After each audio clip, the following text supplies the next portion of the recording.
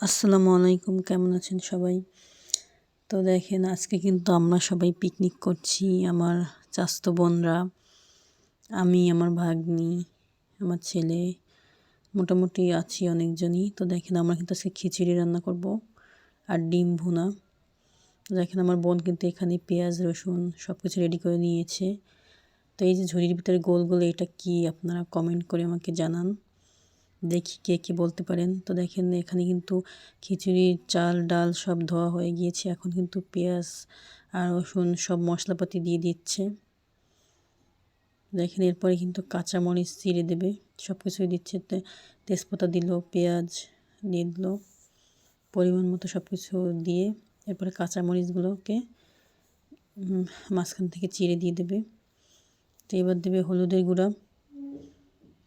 তো দেখেন আজকে তো বাবুর্চি আমার বোন, আমার চাচাতো বোন।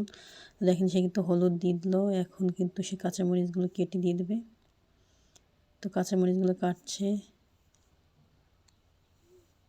তো মাঝে মাঝে এইভাবে পিকনিক করা ভালো, সবাই একসাথে একটু আনন্দ করা যায়। তো এবার কিন্তু তেল দিয়ে দিচ্ছে, শুকনো মরিচের গুঁড়োও কিছুটা দিয়েছে, আবার কাঁচামরিচও দিয়েছে। তো আপনি যদি আমার চ্যানেলে নতুন হয়ে থাকেন তাহলে অবশ্যই চ্যানেলটা সাবস্ক্রাইব করে রাখবেন।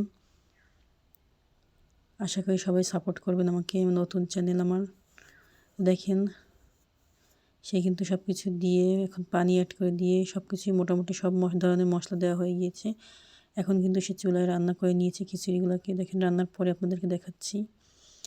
এরপরে কিন্তু ডিমগুলোকে সেদ্ধ করে এখন খোসা ছাড়িয়ে নিচ্ছে। তো দেখেন ডিমগুলো কিন্তু খোসা ছাড়ানো প্রায় হয়ে গিয়েছে।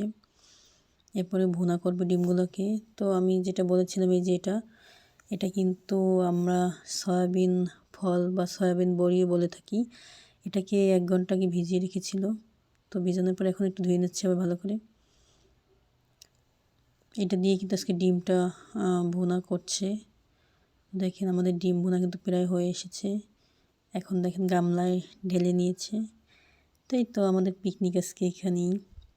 এই ছিল আজকে আমাদের রেসিপি পিকনিকের, খিচুড়ি আর সয়াবিন বড়ি দিয়ে ডিম ভুনা। সবাই ভালো থাকবেন, আল্লাহ হাফেজ।